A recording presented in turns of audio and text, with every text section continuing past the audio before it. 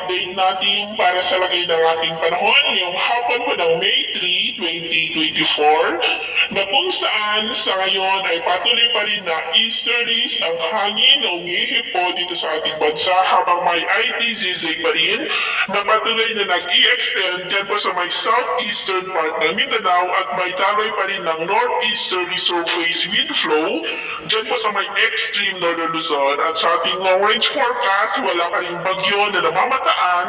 na tatawid dito po sa ating bansa hanggang sa susunod na 2 linggo. At sa lagay ng ating panahon,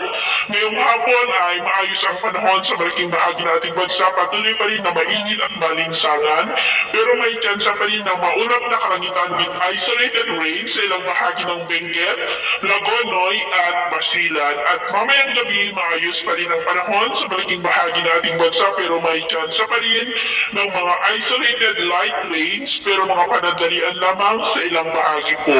At sa atin naman po mga baybayin, wala naman po tayong nakataas na namang ear warning signals pero iba yung pag-ingat lamang po kung papalaot tayo